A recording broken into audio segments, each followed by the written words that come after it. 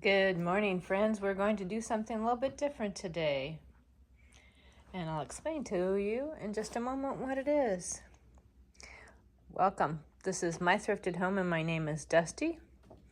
We're going to do something a little bit unique on this day. Welcome to my library. I know this is a thrifting channel and I love taking you, showing you the hauls from the estate sales and sharing all the estate sale drama with you, and decorating up my home and sharing my shop with you. But we're gonna do something a little bit different, and I think I want to make it a weekly thing. And let me know your feedback if it's something you'd be interested in seeing weekly as well. But I'm calling it Wednesday Words because one of the things I do thrift is books. Now, not all of my books are thrifted. Some are thriftedbooks.com. Some are from like Half Price Books, Second and Charles, Amazon. But I do get considerably few at estate sales. I almost always look at them because that's where you can find some unique ones, some vintage ones, some different ones, and they're usually pretty reasonably priced. So what I thought by doing Wednesday Words is that I would share some of those books with you because I love books. I love them, I love them, I love them. I love having them in the library. Well, hello, Lexi. I love how they look. I love what the ideas are and sharing them, and I love sharing them with you. And maybe that will pass on a love of books to you. Lexi, you can't read. What are you doing? Did you want to be a part of Wednesday Words? Did you have some words to share? Huh? Yeah. Okay. Well, what I would like to do every Wednesday is share some words, either from a current book I'm reading, or maybe it will be a children's story. It could be a devotional. It could be true crime. It could be a romance novel. It could be a book review. You never know what it's going to be, but it will always be words. So it'll always be from the library. There you go.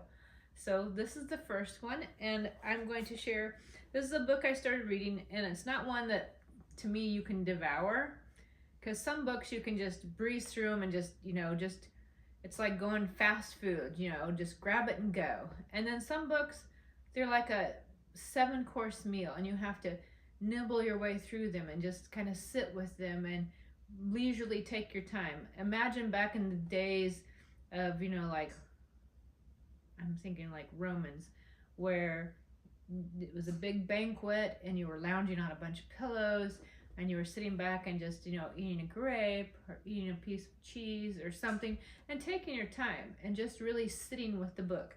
And some books will be like that. Some will be fun. And the children's books will just be full of wonderful things because they're children's books, and I love those too because, hey, it's a book.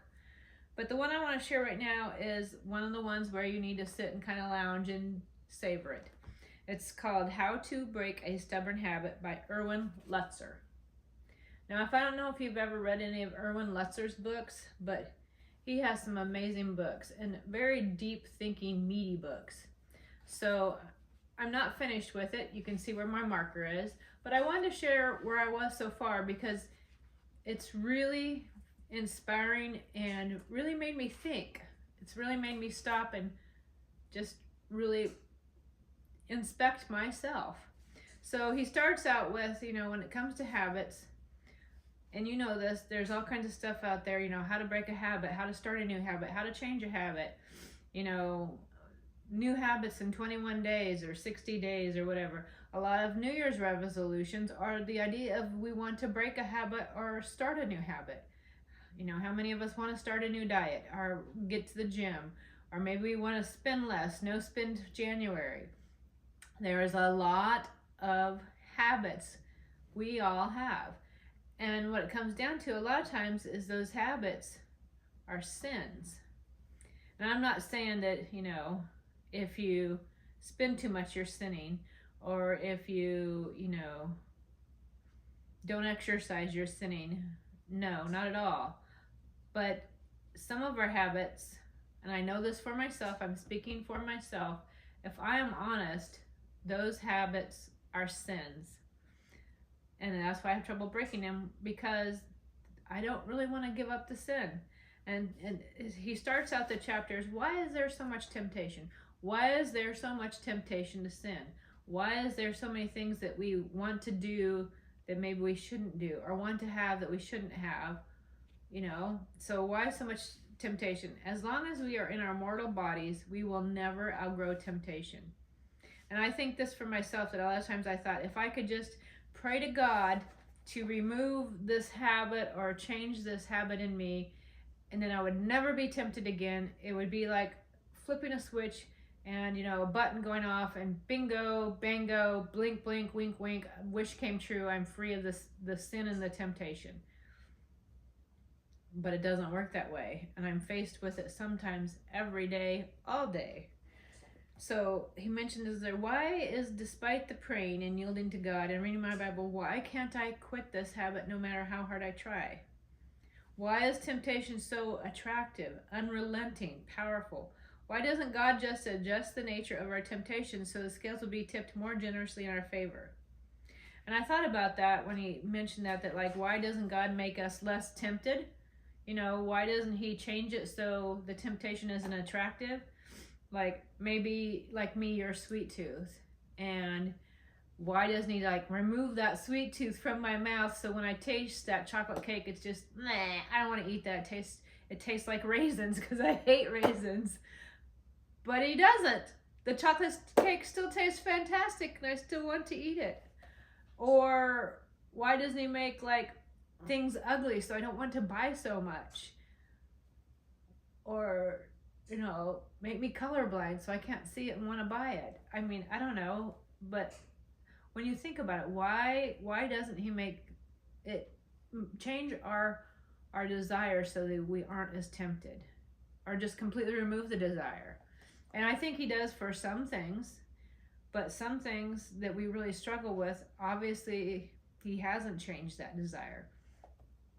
But let's say he did tip it more in our favor, of just like the minute you said, Lord, help me give up my gluttony so I don't overeat anymore, and he immediately makes everything that you used to love taste like soap, so now you don't want to eat it. Well, one thing that occurred to me in that thought process is, would I rely on him for his help and comfort in overcoming a temptation if it was no longer there? Like for me, I have no desire to, like, I don't struggle with being an alcoholic. I don't overdrink. I don't get drunk. I don't, that's not something I struggle with. There's no temptation in that for me. So do I really have to rely on him to help me not overdrink? Do I really need to have him help me, like, not have one too many? Do I look to him and say, God, please help me. We're going out for dinner. Help me not to drink. No, it never occurs to me, because the desire is not there. So if he made things less tempting, would I still come to him as much? Then he goes on to say that what if Satan was just completely banned? What if he'd never been in the Garden of Eden and he was just eliminated, and God had just taken, as soon as Adam and Eve fell, he just went zip and zapped Satan, and that was the end of it. So we never were tempted in the first place. So we never were told in the Garden of Eden, you can't eat from this one tree. What if he never put that tree there and never gave us that choice? But I think that's what it comes down to, is not having a choice. Because if you don't have a choice, do you really love someone? If you don't have a choice, are you really serving them?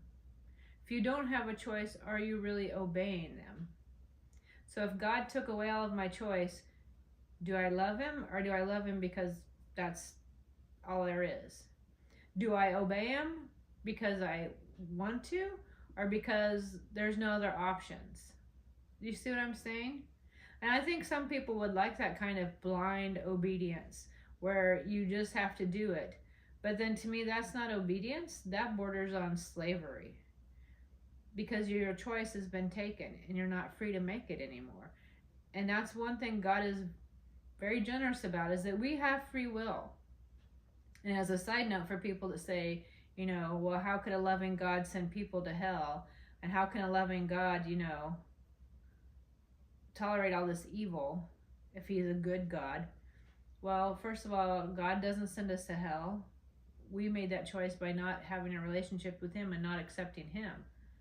So that's just the consequences. Like if I go out and, run my car into a tree, that's my fault. I wrecked my car.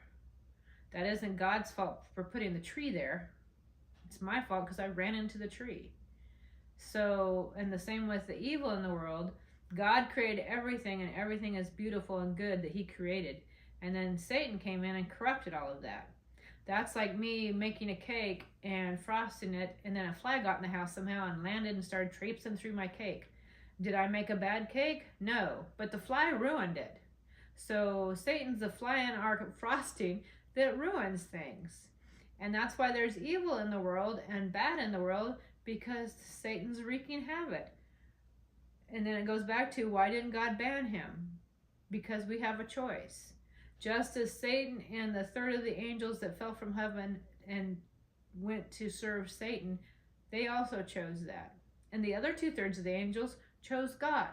So we have free will. We can choose. Then it said something about why doesn't it dampen our passions? And then James wrote, each person is tempted when they are dragged away by their own desires and enticed.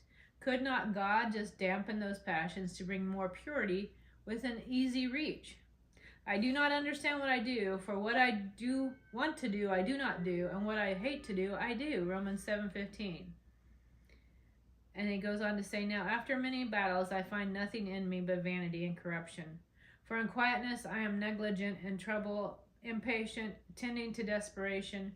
Pride and ambitious assault me on one part, and covetousness and malice trouble me on the other. Briefly, O Lord, the affections of the flesh do almost suppress the operation of thy spirit. I think it's because after the original fall, that's just in our nature. And that's not saying we should follow it and be like, oh, well, it's how I am, can't do anything about it. But it will be a battle against us ourselves, because naturally that's what we want to do. We want to do what we shouldn't do and not do what we should. How much easier is it for me to get up on a estate sale day and get out of bed and get going because I can't wait? But if I get up and I know it's a day where I'm going to be doing a bunch of chores around the house, like laundry and vacuuming and cleaning the toilets, I'm not getting out of bed near as fast as I do on an estate sale day, because it's not something I want to do. I don't want to clean the house. I want to get to the sales. So when we don't want to do it, it's a struggle against ourselves. And then he goes on to say, even if God did not banish the devil or dull our passions, couldn't he guide us from the places of temptation? Then we would be protected from the circumstances that provoke us to sin. Clearly, God does not shield us from our circumstances where we are vulnerable to sin. Remember, it's the Holy Spirit that led Jesus into the wilderness where he was tempted by the devil, which I'd never thought about that the Holy Spirit led him into the desert where Satan tempted him. And those are the times when we must lean on God and ask him to save us, when we are otherwise incapable of saving ourselves. James 1:13, when we are tempted, no one should say, God is tempting me, for God cannot be tempted by evil, nor does he tempt anyone. We cannot blame God for what we do. If we sin, it is our sinful nature, and we are responsible. But Jesus taught that the evil originates in the heart, but many of our struggles with evil thoughts are provoked by our environment. Around us, the stimulus is there to draw out the worst in us. So, which brings us back to the question, why is temptation so powerful? And here are some reasons why it's powerful. Why we are tempted.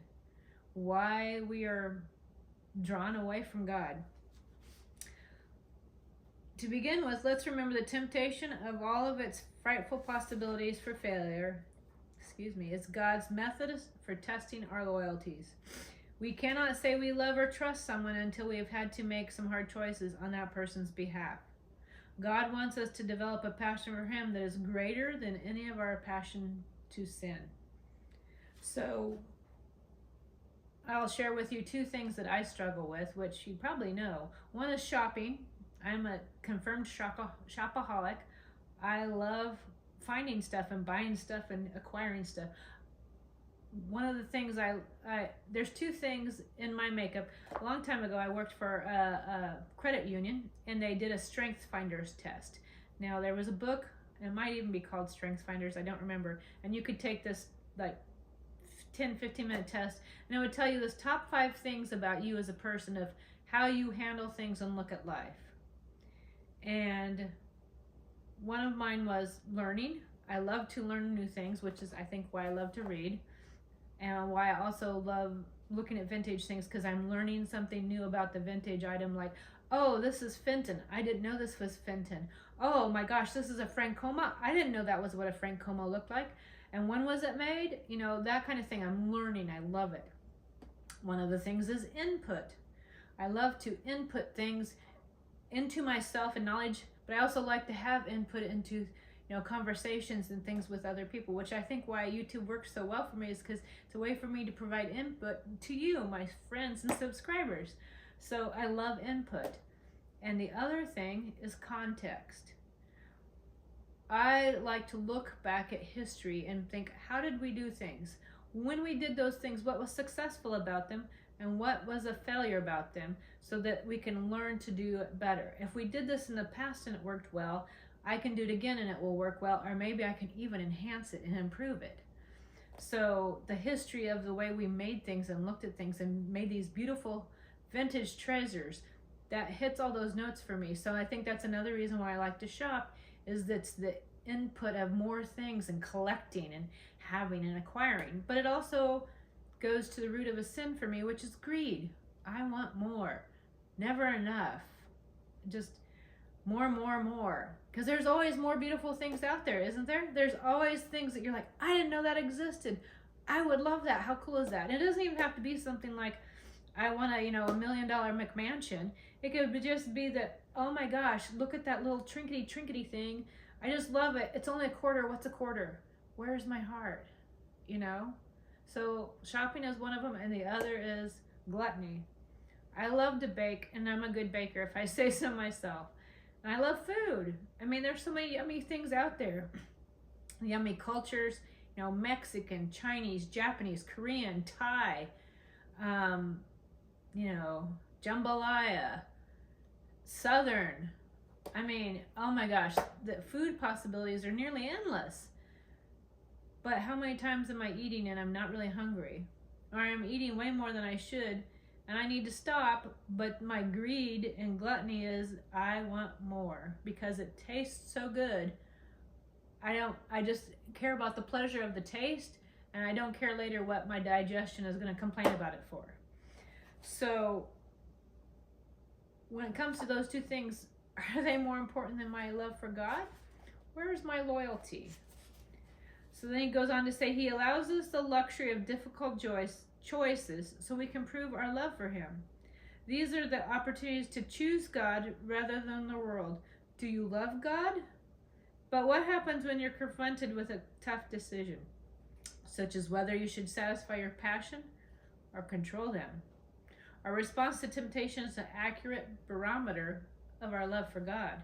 Each temptation leaves us better or worse. Neutrality is not an option. It's impossible. But think of such agonizing choices mean to God. We prove our love to God when we say yes to him, even when the deck seems to be stacked against us. Do we value the pleasures of the world or those that come from God?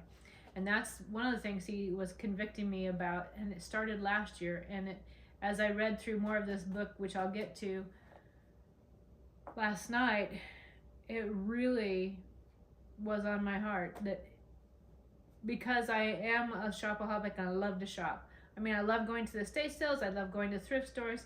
I love going to eBay. I love being on Etsy. I love Amazon. I love Shop Goodwill online. And I mean, a lot of times I'll be watching TV and I just get bored and start browsing.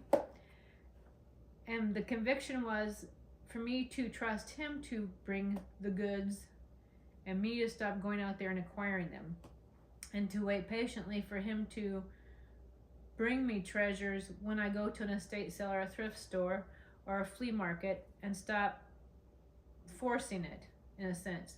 So do I value the pleasures that are going to come from his hand, or do I value my way of acquiring them through the world? So then it says the other thing is transformed passions. Temptation is his vehicle for character development. Those same temptations and struggles and even sins can be used by God to help us climb the ladder of spiritual maturity. Temptation is God's magnifying glass, and it shows us how much work he has left to do in our lives. Remember, the Lord your God led you all the way in the wilderness these 40 years to humble and test you in order to know what was in your heart, whether or not you would keep his commands. Deuteronomy 8:2. Temptation brings the impurities to the surface. Sometimes God teaches us these lessons by letting us suffer the consequences of our sin. And even the secret sins, of course, addictions that take their toll. Ultimately, we can no longer control those sins, they control us. God's purpose is to conform us into his image. To accomplish this, our character deficiencies, or sins, must be brought to the surface so they can be dealt with and changed. When we say no to temptation, we're saying yes to something far better. And last, he says weakness. God uses sin to show us his grace and power on our behalf. The law has brought in us so that the trespasses might increase. But where sin is increased, grace increases all the more. Romans 5:20. If you are beset by an especially obstinate sin, you can be on the verge of seeing God's grace displayed in your life. Could be on the verge of something fantastic. He wants to rebuild our minds and give us new values. Think about that one particular sin you struggle with most, the one that won't move off the center stage of your life. Whatever it is, God can deliver you from that sin. You can be sure that God will never take something from you that is anything that is good. He will tear down your fortress so he can build an altar in its place. And he went on at the end to ask a question which I had never thought about, but because he talks about when Jesus was in being tempted and how he responded to the temptations when he was in the desert. And what would have happened had he not resisted, had he not given in? What would we think of him then? And my note was that when he was hungry and tired, he was weak and would have been sinless. But how could he help us if he had given in to the sin? Like if he had turned around and said, okay, Satan, I'll command that stone to be a piece of bread, then would he be God anymore? He wouldn't be sinless anymore. He would have subjugated himself to the will of Satan and made Satan God. Which in a sense, when saying it like that, that's kind of what happens every time I sin. Every time I choose to not wait patiently and see what he brings through an estate sale, or through a thrift store, or through the gift of some generous friend, and I take it upon myself to force that I will find this and I will pay whatever cost I think I can afford to have it, I've just turned that stone into bread and served Satan over God. And I don't want to do that anymore. I want to serve him, which means for me, I am going to stop shopping online and wait for him to bring whatever he brings and be thankful for it, I'll get what I get and I won't throw a fit. So I wanted to start into the next chapter because that one was really powerful, but I think I've used a lot of my Wednesday words already, so I'll save that for next week. And I hope you come back and enjoy some Wednesday words with me. And I would love to hear your thoughts on the Wednesday words I share, like what this says to you that I'm sharing. And even if when the time comes I read a children's book, I would love to know if it's one that you read as a child or read to your friends. Or, I just want to know what your Wednesday words are. And thanks for joining me for something a little bit different, and I hope you come back. And also, I do want to say, because it is January, I am having a sale in my Etsy shop for 15% off, and I think the code is New Year. Anyway, it'll be in the description. And I would also say, I'd like to let you know that I did open an Amazon storefront, so if there's anything I ever get that you like that's from Amazon, it's in my storefront and you can get there. And one of the things I will put in my storefront is this book. So if you want to read it along with me or read it for yourself or buy it for the future, it'll be in my storefront for you to find. As well as, I think I'm going to add a bunch of other books that I've enjoyed and stick them in there as well. So, yeah, I love being able to share with you guys, and I'm so thankful that you want to join me and come visit and chat with me. So now that I got off on that little commercial break, I just want to say thanks for coming and bye for now. I thought it would be meh.